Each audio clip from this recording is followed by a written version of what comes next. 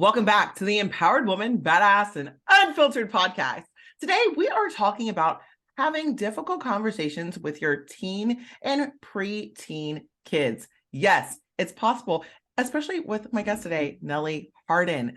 Nellie is an author, speaker, and family life and leadership coach who focuses on helping parents love and lead their teen/tween daughters in a way that teaches them how to love and lead themselves while building a strong foundation of worth, esteem, and confidence, all before they leave the home. See, we are empowering women today. I'm here for it. I am so here for it. Listen to a little bit more. She is a wife and a mother of 4 daughters, retired from homeschool teaching. Like, for one, we don't have to get into that. I'm going to just say that. She has a degree in biology and psychology, years of personal and leadership training, and a diverse behavioral background from humpback whales to teens and parents in homes across the world. She believes in a life of intention, making dreams and goals realities, and knows that the best way to change the world is through one living room at a time. Nellie, I'm so happy to have you here. Oh, thank you so much. It's great to be here. Yes. So I want to get into your project, like what you're doing. It's your 6570 project. Tell me a little bit about that. It's my address. No, I'm just kidding. It's not. When I was growing up, my dad worked as a marketing exec, and whenever he made commercials, he always did stuff for our house, and we had this blasting neon sign of our address in our living room. No joke. And so that's what just comes to mind sometimes. But anyway, 6570 is how many days are in 18 years? 6,570. So I really call parents architects because, I mean, that's what we're doing. We are building, designing, and planning the beginning of somebody else's life, just like an architect does that for a building, right? Before it gets lived in or worked in or what have you. And we as parents are doing that for our kids. And so out of all the projects we're going to do, if you are a parent, this 6570 family project right here, it's one of the biggest projects you'll ever do, right? So we are planning, designing, and building the beginning of someone else's life. And first half of childhood is different than second half of childhood, and really diving in there and what the needs are, what the wants are, and how to develop and really get them to a place that they are ready for the world and they are ready to go out and be, know their worth, know their value, and have that self-confidence to get out there and affect the world in only the way that they can. So that is what the project is all about. I love that because I was trying to figure that. I was like, where is this? I'm like, okay, so I'm so happy that you led with that. My husband always talks about leading with the beef. So thank you so much for that. Now you've got 4 daughters. Mm-hmm. And what are some of the insights that you've seen since you are being more intentional with empowering them? Yeah. What are some of, yeah. It is, I mean, what haven't I learned? I think that would be a much shorter list, honestly. But so my daughters are all teenagers at this point. So I have one that will be at the recording of this will be 18 in 2 days. So we're at what, 65, 68 today. And she knows too. She's like, it's not the 18th birthday on the calendar. It's the 65, 70 birthday on the calendar. That's coming up in 2 days. And but anyway, so she'll be 18, and then I have 2 15-year-olds and I have a 13-year-old. So the house is busy and there's a lot going on, and all 4 of them are very, very different young women. Even the twins, I obviously have twins in the middle, but even them, they're very different. I call them 4 corners of a square.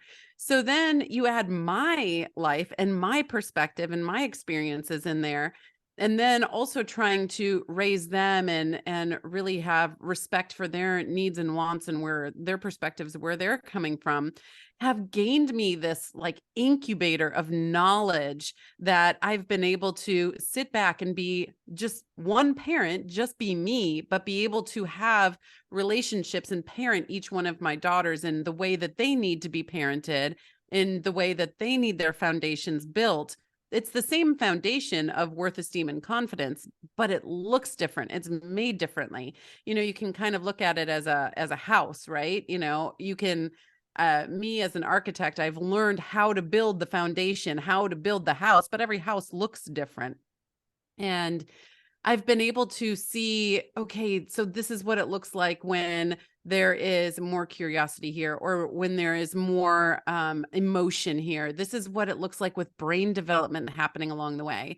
And when you're raising these, daughters like this, I really see that the biggest influences in their lives really lie in their biology, right? Like, what is this body? What is going on in here, especially for young women, right?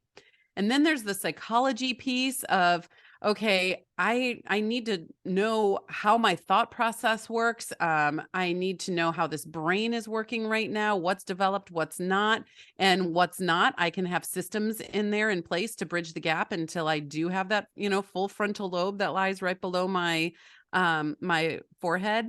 And that's where all of the critical thinking and all of the risk management and all of that's not fully developed till 25, and it is going gangbusters between 11 and 18. And so helping understand them a little bit more, because when I was 18 or 15 or what have you, I don't know about you, you think you know everything, right? And you do up to your capacity. But then as a parent raising young women, I can be like, I see why they think that this is a good idea, even if it's not a good idea. So we can have those discussions, not in a you're stupid, not in a you're bad, not in a, shameful way at all. Just, hey, have you thought about it this way? And my kids know about their brains, right? My kids know about their brains. They know about their psychology. And then the other two pieces are culture, because none of us can run away from culture, right? Culture is any interaction with anyone, and we were not meant to be islands. And then the other piece is faith and understanding that there is a bigger story happening here than just you, right? Than just you. You're a part of a bigger story. And so all four of those perspectives and building that foundation right in the middle of those, that's really the beauty that I've learned with raising all of these daughters, and how it's always different, yet the foundation, essentially, when you break it down, is the same. I love that. Biology, psychology, culture, and faith. Yes. And I love how you also mentioned that frontal lobe ain't done getting mature, ain't ready until 25. So you might have like a 21-year-old and they're still like, I should know all that. And yes, we always like, I say this to, like, I've heard Socrates say it. I've heard a lot of other people say it, but it's so true. You don't know anything until you know you don't know anything. Like, oh yeah. And when you start thinking that you know everything, that's like, that's a dangerous spot to be in. But the way that things are not fully developed, that does have that time. With the culture that we live in, how do you have these difficult conversations with your daughters around culture? Around, everything that culture brings. And, we have kind of an interesting background too. Our kids have tried, and we have tried as a family, every kind of schooling experience. And so they've been in private, they've been in public, they've been in Montessori, they've been homeschooled, they're back in public, they're back in private, like all the things. And so they've had a lot of different experiences, which has its pros and cons too. But we did homeschooling for 7 years. And it was not something I was equipped for, but I knew I wasn't equipped for. So anyone listening that's even had like a tap on the shoulder, of like, maybe you should try this, just go ahead and try it and see if it'll work for you. I do not have a teaching background. I have a biology, psychology background, but the growth that happened with us as a family during that time was unlike anything else that I would be able to substitute and put in there. And it was so fun, and it was so hard, but go into it knowing I don't know what I'm doing, and we're going to figure it out along the way as a team. Right. And that's what we're going to do. And so that really leads into these difficult conversations. Now, again, our family is a little unique that we've had to start life with difficult conversations. So my kids were born in 05, 07, 09. And my husband went into cardiac failure at the very end of 08. And then he went through a couple of years of in and out of hospitals and then had to have surgery in 2010. And we didn't know if he was going to make it or not. And so when he was in there, my kids were 4, 2, 2, and newborn. And we had to start off their lives having difficult conversations. I lost my dad when I was just 1.5. And I didn't want them to just, even though they were young, especially, my 4-year-old, 2 2-year-olds, I didn't want it to just be daddy's here, daddy's not here. Right. I wanted to have the conversations because I wish I would have been old enough that I would have been able to have those and understand a little bit more what was going on back then. And so we had hard conversations. We talked to them as though, they were, young women and not just little babies. We didn't just, your kids, I'm going to treat you like a kid. We always knew that we were raising people, right? We weren't raising kids. No one wants to raise kids. We want to raise people. And so if we raise kids, then they stay kids, even when they're in their 30s, 40s, 50s, etc. We want to raise people. And that's what we had to start off doing in a more harsh way. But it was also so loving and so tender and so caring during that time. And then we just were able to continue that based off of the roots that we started with. And anytime you're having these conversations with kids, and I will say, like, oh, I don't want to talk about it. It's so hard, right? Some big ones that come off the top of my head are, big divorce conversations. I work with families, through that type of thing, or there was a death in the family and we have to have that, or they were at school and their, pet hamster died, type thing, all the things. Or there's an altercation between you and there is fuel to that fire and you guys are struggling because your child wants to do one thing and you want to do another. When you come into that conversation, there's really 5 things that I highly recommend you do. And I don't have time to go into too much detail, but I'll let you know what they are. And the first one is to be calm. Like, you have to be calm when you go into a conversation. Us as parents, we are leading them along this track to become self-disciplined leaders of their own lives before they leave home. And so in that, we as parents need to intentionally, right? We're not just parents. We're not just, the house they live in or the people that put food in their bellies. We are the leaders of their lives. We are those architects, like I talked about earlier. So we lead, they follow, so they learn how to lead. That's how that succession happens, right? We lead them so they learn how to lead and then they lead themselves. And so if we're coming in calm, no matter what the temperature of their, attitude and tone are, what have you, if we come in calm, it gives them permission to be calm as well. And we have to stay calm no matter what. And if you can't in the moment, totally get it, right? I have 4 daughters. It can get crazy sometimes. Take a pause. Take a pause and just be like, you know what? I really want to help you through this. I really want to get through this with you. But right now, I don't want to say or do anything that I'm going to regret. So I'm going to hit pause on this for a little bit. We're going to come back in 30 minutes. We're going to come back in 2 hours, whatever it is that fits your needs right then. But take a pause if you need to, but come in calm, right? So that's the first thing that you want to do. And then next, you really want to be curious, because us as parents, we can really come in with a whole lot of assumptions, and we all know what assuming can do, right? The old adage, right? And so you come in with a bunch of assumptions, and then it could have nothing to do with what's actually going on. It could have nothing to do with what they're actually thinking or feeling. So you want to come in calm and then be curious and ask all the questions and say, okay, so I understand that you made this decision. Can you tell me a little bit more about that? What led you to that decision?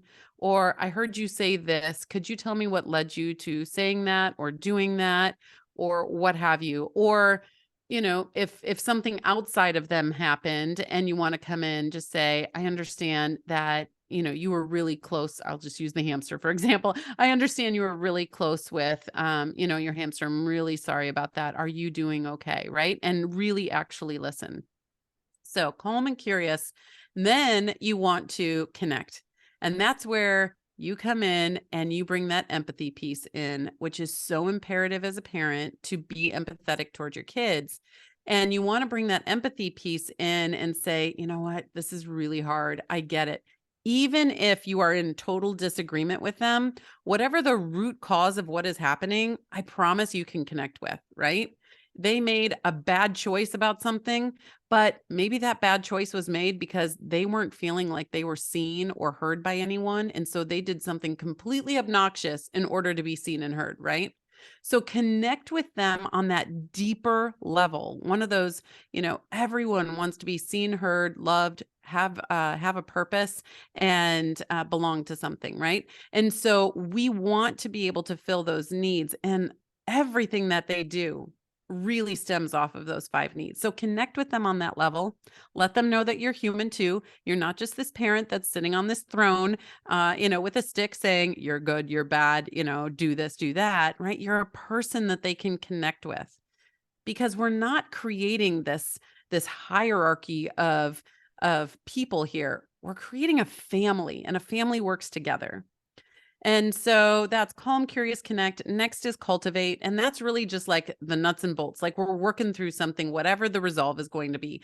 Okay, so you're going to do this. I'm going to do this. Okay, we're going to go here. This is going to happen, whatever that is.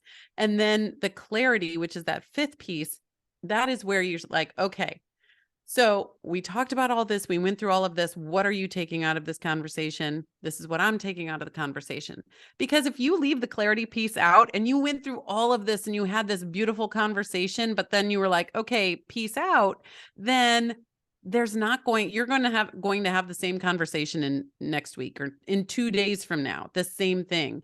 Because you need to bring that clarity in order to have the work laid out before you of what's going to happen. So we're not doing this conversation again in 2 days. And if it does happen again in 2 days, that's okay. Just lay the clarity out again, and then you can work forward from there. But that's really a great outline that I love to use from me, myself, my family, my clients, to having these courageous conversations with our kids.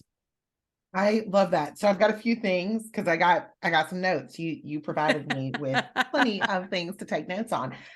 And I saw something that you posted. And it reminded your story about your husband having to have surgery in 2010 and you having to have those tough conversations. Reminded me of this post that you're doing things for your children's needs and not for your childhood needs. Mm-hmm. And I think that that's an important statement to make too, that even though you lost your father at a very young age, you're like, this is what they're going to need in this time. Having these tough conversations is not necessarily easy, but it's what they need in this current moment. Yeah, absolutely. There's so many things as parents, especially the parents today. Many parents today were 80s, 90s kids, right? And during the 80s and 90s, we were in this kind of weird, I do a whole presentation on the history of parenting, but we were in this weird, like post-industrial, but still industrial idea of parenting. If anyone's seen Stranger Things out there, that show cracks me up. I mean, it's a good show, what have you, but the parenting in it cracks me up. That they're sitting on the couch and they're like, have you seen, Jimmy or whatever? Oh, it's like 9:30 at night on a school night. And he's like, oh, I saw him on his bike earlier today. I think he's fine, I'm just like, oh, wow. And so we had to figure a lot of stuff out on our own. And you also don't want to go to the other side of that pendulum, which is, the helicopter parenting, micromanaging everything. But there's this beautiful medium in there where people work together. Parents and kids work together. Parents are still the, team captains, but we are all a team together. And our family isn't the same if one person isn't pulling their weight or if one person isn't there or what have you, right? We're all together. But my point is there's a lot of things that we can bring into parenting baggage wise that negative baggage that we didn't mean to, but we're all of a sudden passing on to them. A great example, especially for a young woman, is I was called ugly or what have you when I was in high school, because my mom, and this isn't a true story for myself, I'm just giving an example. My mom never let me wear makeup, and people made fun of me for it. And then all of a sudden, next generation, you have a pageant kid, right? And so this is where this generational yo-yo can happen if we don't take pause and say, hold on, what are some of my own core beliefs that I actually want to bring into parenting? What are some of them that I don't want to bring into parenting? And how can I start to dissipate those and not bring that negativity into the next generation, right? And so it's really interesting when you dig into the nuts and bolts of these things. And a lot of the work that we do, Take the Lead is the name of the program that we have. And a lot of the work we do is parents and kids coming along and building together, which is such a beautiful thing to witness. I love how you talk about being a team so much. I said this at my job because I manage a restaurant. And I'm like, we're a team. I don't want to consider us like a family because there's a lot of times in family oriented situations, they let a lot of toxic stuff go. Yeah. They just live with it and they just accept it. I'm like, nah, we're a team. We each offer assets to this organization. When we work with each other, we look for solutions. And I think that how you've just described this 5 steps to having these conversations really helps do that. It also helps promote critical thinking skills in your children when you Yes. when you're curious, when you are curious and you don't just come in with assumptions like everything. We're not feeling like we know everything. No, let's help build these thinking skills in our children. And also we're building our own active listening skills too. Mm-hmm. And we can ask ourselves these own questions. I think that the amount of personal development and self-awareness required is something we should mention too. Like, this is for like, we got to look in our own dirty mirrors and not be like, okay, well, I'm gonna be this perfect parent and not fix me first and not actually get the healing I need. Because all of the things that you're mentioning when it comes to especially making sure that you're not doing this for a need that you have as a child, a lot of these needs are subconscious. Mm-hmm. They're so deep down, and you've got to get there to kind of find out what those things are. What are some suggestions that you have for a parent that needs, and I think we all need to do more work in digging deep and finding out what some of our core childhood wounds are? Where would you say a parent should start with that? I really just recommend you starting with looking at what your core beliefs are. And what do I just sit with a journal? I have like 5 of them here right on my desk, and sit with a journal. Say, what do I believe about myself? Right? What do I believe about the world? What do I believe about other people? Right? And just asking yourself, and what do I believe about God? If that, what do I believe about work, right? Work ethic and what that does, right? Is work just to bring in a paycheck so I can pay the bills, or is work a mission, ministry, whatever that is, like a project for you for life, a calling? What is it? Like, what are your core beliefs? And then really go through those and nitpick and say, is that really something that I want to have? Is that a core belief I want to have? I might have it, but do I want to have it? Right. And then once you really start to work through those and say, okay, these are the, 3 to 5 core beliefs that I really want to pour myself into. And I'm going to start letting go, intentionally letting go of the rest. Now, I will say from personal experience, they will try to grab back onto you over and over and over and over again. And you in your consciousness need to be the one that lets go. They're going to try to grab you again. You need to let go. And the more times you let go, the less grasp they're going to have the next time. And finally, they're in your rear view, right? And so once you're working through those core beliefs, you can get into your core values, and your core values are what support your core beliefs, right? So you can go online and just Google list of core values. Brene Brown has a great one that I highly recommend. You can just go in there and take them all, and it's just words. But you want to go through, and I recommend just going through and highlighting or circling, whatever, all the ones that pertain to you. There's probably a few hundred on here, but you want to narrow them down to just 3, 4 at the very most, but just 3, if you can. And what that is you are within this fence. You are standing within this fence, and these 3 or 4 sides are all around you. Nothing can get to you and your core beliefs unless it passes through this fence. Okay.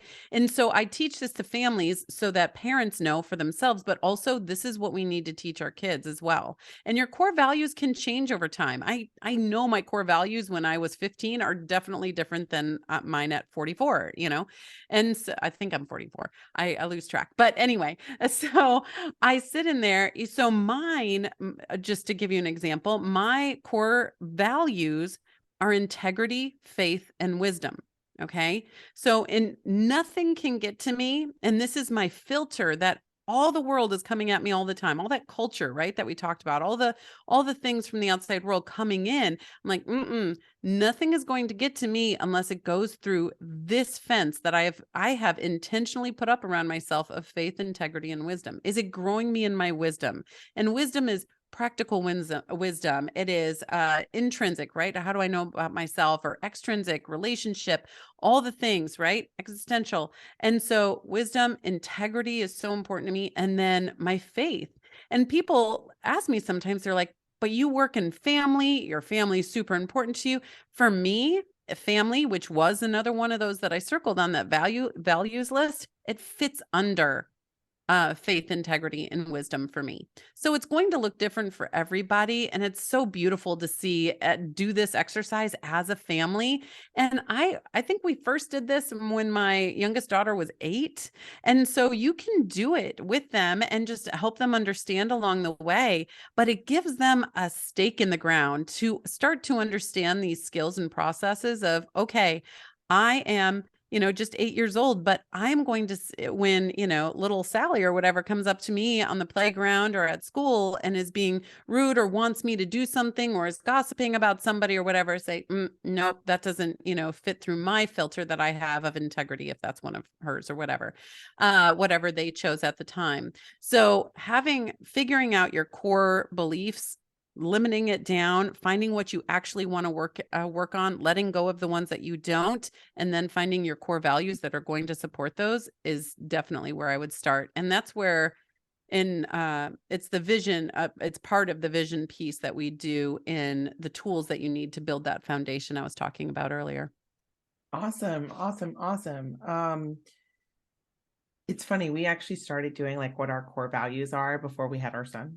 Oh, And I yay. know, like, I know these things change over time, but like where we were at, and we're still like developing these, as well as like our family mission statement. And my husband being in the military and me doing all of the things that I do, I found that we are we believe in servant leadership. Yeah. That's one, and it's a part of our like mission statement. I'm still building it, but I love how you talked about narrowing it down to 3 or 4 max of these core values, because we don't need to make this overcomplicated. Right.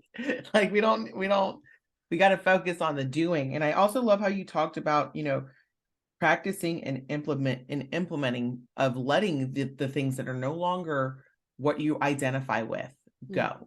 And it takes work, just like boundaries take work. Like boundaries don't matter unless you actually implement them. That's the hardest. You can come up with them. Oh yeah, that's going to be great for me. But what are you doing to actually implement those, guys? Right. Like, come on, be real. So yeah, no, I thank you so much for this. Tell me, or tell the listener, where all they can go to find you. Yeah, I like to keep it super simple because There's enough complicated in the world. So everything you can find on my website, which is just nellieharden.com. And there is a masterclass on there. There's resources, all of the communities you can link to through there as well. And you can find me and all of my contact information there. So that's where I would recommend you go, just nellieharden.com. Awesome. Well, Nellie, thank you so much for being here today. I greatly appreciate your time and all of these knowledge you gave me. I mean, look at I got tons of notes on here. Thank you. That's the goal. That's the goal. Impact. Seriously. Oh, well, thank you so much for having me. This was wonderful. Absolutely. Thanks for listening to this episode of the Empowered Woman, Badass and Unfiltered podcast. If you found any value in this, please consider sharing and subscribing. Now go out and be a badass.